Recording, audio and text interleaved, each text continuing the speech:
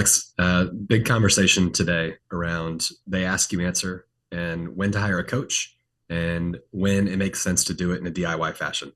And there's one big factor that's going to help you to determine which of those two is the right fit for you. And that is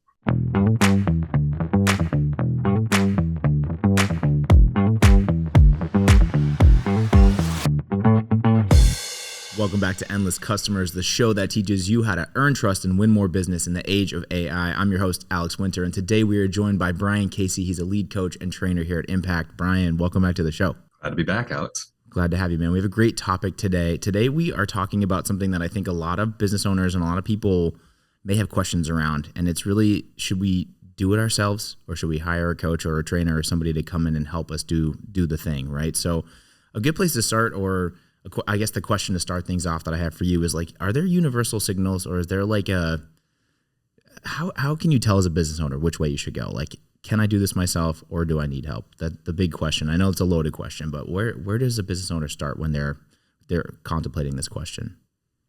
Yeah, there's a lot of factors to consider. Ultimately, one of the universal truths about they ask you answer that I don't know if we like to talk about is it's a very easy to understand principle in philosophy. That's true. It is. Yeah. But ultimately, like, it's the difference between understanding and application that is generally where the whole conversation around, could we do this internally? Do we have to have some type of an external assistance? And ultimately, there's a lot of people that end up doing it in a DIY fashion for a while and then come to us later. And the things that they're not lacking, but the things that they're struggling with are to see results and to really understand like which plays to run in which order.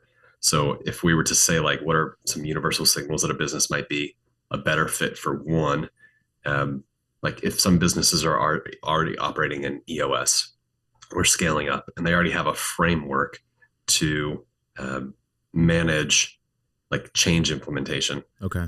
Like that might be a business that might stand a better chance to be able to do it in a DIY fashion because they already have daily meetings. They already have likely, weekly L10s.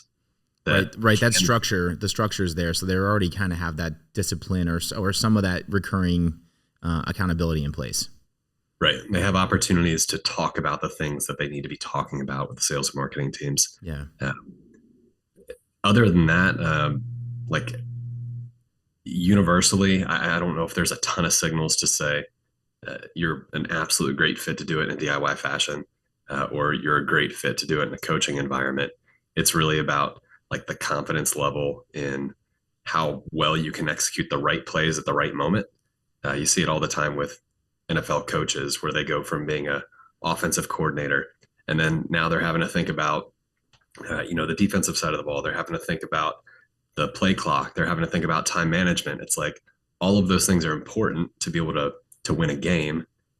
And it's just a lot of things to focus on, a lot of things that you got to get right in the right order to see success. Yeah, that's so true. I'm a Patriots fan because I'm from Massachusetts, and that's what we're struggling with right now. Our head coach, Gerard Mayo, he's an incredible, he played defense. He's a very creative defensive coordinator, but as head coach, some of those problems you can see happening, and my team's not doing so good this season, but I'm hoping we'll get back on the right track. But so next question for you here.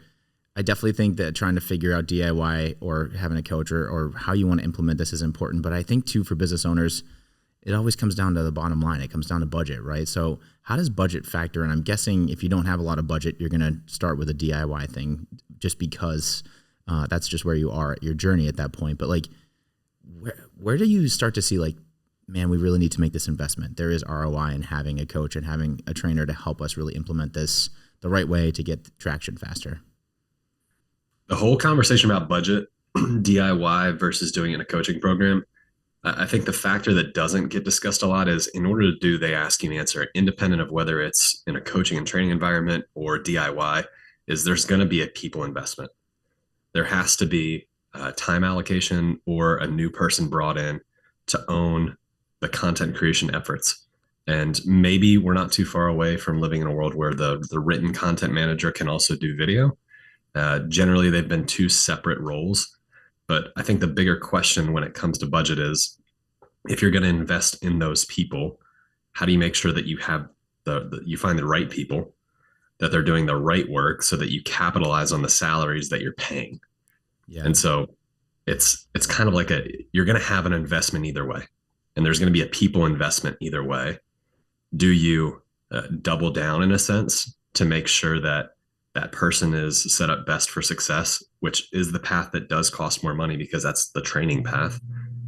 Or do you say, like, no, we actually feel like we have the right structure in place, and this person is going to be set up for success because of the type of person they are? And there are some companies out there that they nail the hire. So they get the right content manager in place. They have the right marketing and sales leadership to facilitate that person to be successful.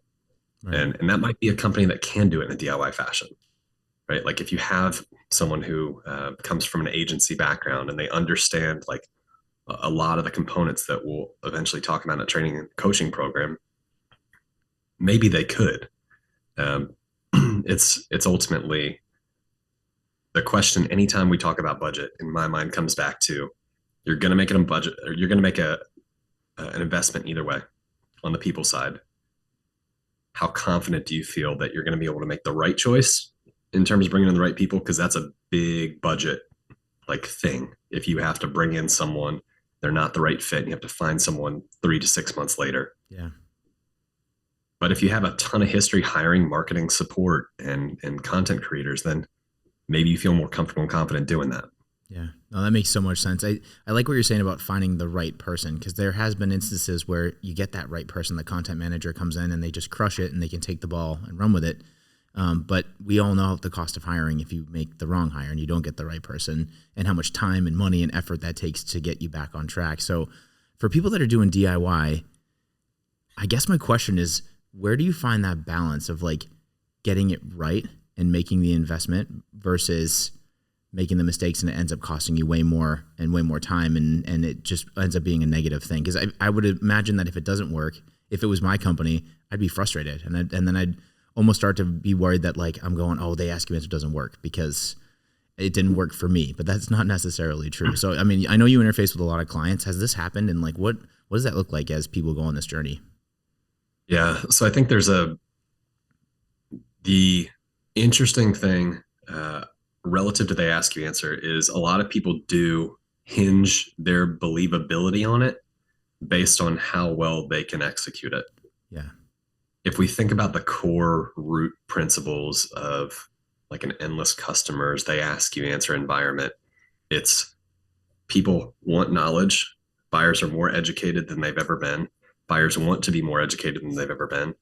And our job is to educate them and facilitate them to make an educated buying decision. And knowing that if we educate them and they buy somewhere else, that if we've done our job, that was actually the right decision for them, and we have to be okay living with that. Right. I don't think fundamentally any business owner would disagree that that's how we as businesses have to market and sell in 2024 and beyond. So the principles are universal. The principles are true. Right. It really comes down to like, how well can you change your organization and the content you're creating, how you're leveraging content to capitalize on what we know is true about the modern buyer. And that's where it's tough, is if you don't run the right plays, if you don't get the right person to manage your content creation efforts, you're going to lose faith.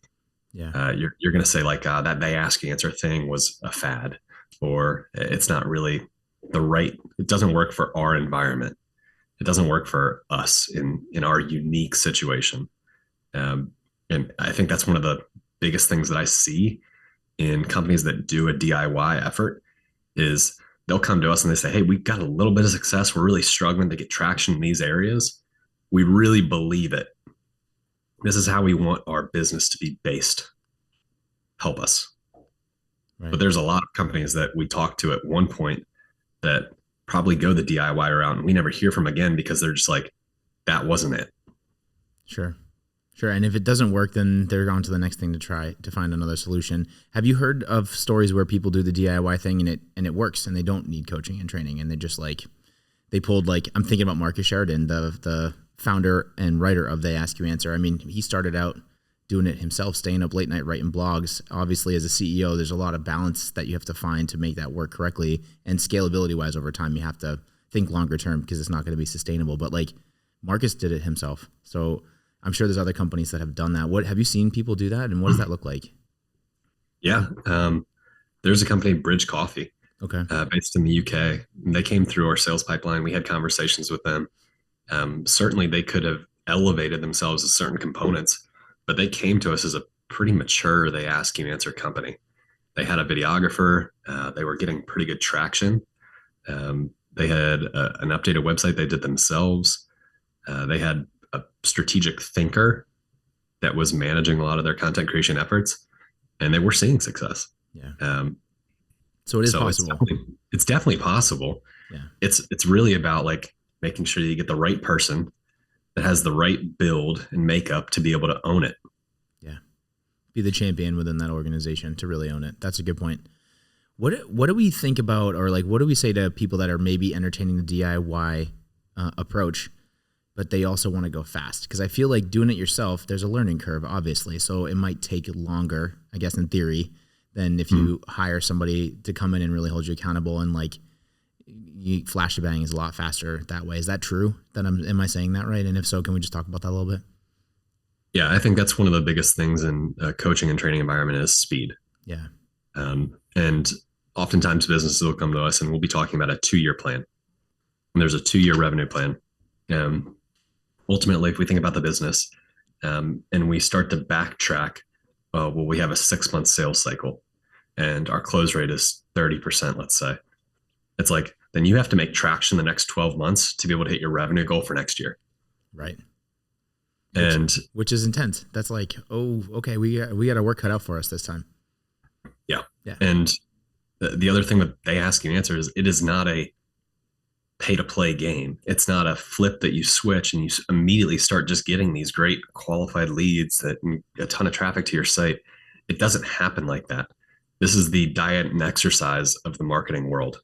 Yeah, I love that like, analogy. That's great. You have to do the right things and build the right habits to be able to see sustainable success. This isn't a diet pill. Right. Well, we also know what happens with diet pills. You know, you might lose the weight real quick and you feel great. And then as soon as you stop taking the pills, guess what happens? The old beer gut comes back. And I'm speaking from experience when I say that. So that's a good point. And there's some times where like that is a great play for you, right? If you need an injection of revenue and you're willing to spend paid spend on it, like, and that helps you get the results and there's a positive ROI, great. Right. And it's not sustainable to only have that for 90% of businesses out there, where you can have something that you're building that's foundational in the back end. So that's kind of one of the big things. It's like, what kind of results are we talking about? When do you as a business need to see them? How important is it to you as a business to hit those goals? Generally, we're talking about revenue goals that are attached to qualified lead goals. And if there's as soon as you start to think about your sales cycle, your close rate, your revenue goals, you're going to get some clarity in terms of like what type of results you need to see by when as leading indicators, which can be very helpful in making a decision of like, do we have runway to try to figure this out on our own and get there in a not straight line path? Or do we need to be as straight line as possible? Yeah, that's a good point. We always talk here internally about leading and lagging indicators and how to set those up so that you really have these key indicators to make better decisions and know if something's working or not. And if it's not, that's okay, because it lets you know that you need to make a change, right? So with that, right, if a business is trying to evaluate whether they should go with a coach or whether they should do DIY, maybe they've been doing DIY for a little bit, it's not working. What is that like? What does that look like? Are there like red flags, or like what helps influence those decisions as far as when they should make a change? So the thing with bringing in a coach, because coach is generally going to come with like a team of people to work with, is you need to have time allocated to meet with that coach. You need to have people and time allocation to accomplish the things that the coach is going to, coach you to do. And your organization has to be ready for change. Right. So that's one thing. If you're doing it in the DIY sense, you can kind of back burner this stuff and nobody's going to say, hey, why didn't we do this? Right. Because it's not your top priority. Yeah. Yeah. And ultimately, like a lot of people that come and work with us, uh, this isn't, as a business, their number one priority. It's helpful. It is the number one sales and marketing priority, but it's not the number one business priority. Yeah. That makes And, sense. and ultimately, like you find yourself as a business, if you're ready to have this be one of your top three priorities, that's one of the times where it makes sense to have a conversation with a coach. If it's not, and it's going to get deprioritized, you're not ready to have any kind of a conversation with a coach, and you should do it in a DIY sense. Yeah. Well, that makes sense because it is an investment, and it's a large investment. We're talking about a 2-year plan, at least a 12-month to 2-year plan, and then we're talking about hiring at least one person, if not two people. So when you start to think about what that costs, plus the cost of coaching, like you're making a pretty serious investment. So if you're not going to go all in, it probably isn't the best move for you to make, and you should maybe start off DIY to at least get a sense of what it's really going to take to make this happen. That makes a lot of sense. Yeah. And I mean, when you start working with a coach, you're going to have priorities. There are priorities to hold yourself accountable to. Your business has to be ready to accomplish the priorities. The last thing that me as a coach or as a business you would want in working with a coach is to come to a meeting and say, hey, we didn't get anything that we talked about done. Yeah. Because that's the point at which I'm at as a coach, like, then what are we doing here? Right. Well, and how are you going to be able to help them if every meeting there's no progress, there's nothing to coach and train on because there's no movement happening? That's a tough position all around. Yeah, makes sense. Oh. So you do a lot of this, Brian. I know that you've helped a large amount of companies implement the Ask You Answer, work towards endless customers. Do you have a story or something you could share just so that people can hear, like, if they decide to go all in and they want to hire a coach or a trainer, what could potentially happen to their business? Yeah. So I think I've talked about them on the podcast before, but Zion Springs is one of my favorite companies. They had learned of They Ask You Answer a while ago. They had been doing it on their own. The thing they actually came to us for initially was they were trying to figure out from a technology standpoint how to get better analytics. Okay. And that led to an entire other conversation that came out of it. But they had been in this wedding venue space for years. They didn't want to be reliant on Wedding Wire. They didn't want to be reliant on these third-party pay-to-play sites. Mm-hmm. But they hadn't been able to see any traction.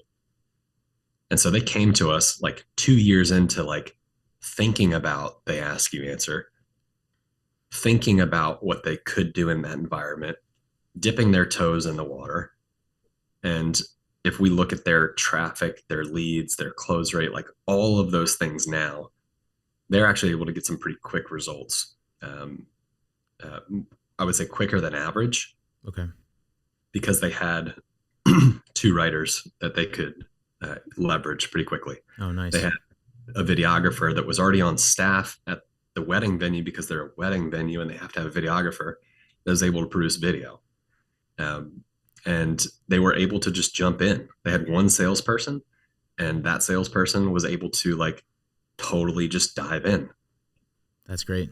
So it sounds like they already had some of the team in place because they had already been looking at the Ask You Answer and the way their business was set up. They were already positioned to do some of that. But I think the other week we were talking about this, that they're at a point now where they have so much business coming in that the problem now is they're trying to figure out how to service all the business that's coming in, which is a great problem to have. Yeah. Debbie, their salesperson, is one of the salespeople that I work with that is most in tune with disqualification. Okay. And what I mean by that is ultimately they have enough people that come to them that Debbie has seen, like, I know this person's probably not going to work out. It's probably going to become a budgetary issue, or they don't even like our style of venue, that she's looking to disqualify as much as she's looking to qualify people at this point, which is a luxury that you get to at a certain point of like They Ask You Answer maturity, where it's like, yes, we do have confidence to say like, you're probably not a great fit for us. That's like the thing in the book that everybody's like, man, that is awesome. You can turn down bad fit business. Right. Which But it that's sounds counterintuitive because most businesses, when you're starting out, it's like you're taking whatever you can get because you want the revenue and you want to keep it going. But that doesn't always work out. And I'm sure a lot of business owners can relate to the fact that you might have taken on a few clients that ended up not helping the business and were more trouble than they were actually worth. So to be able to get to a spot where your leads are flowing, your analytics are set up correctly, you're implementing the Ask You Answer correctly, and you can be selective with the clients you get to work with. I mean, that's the dream scenario, I think.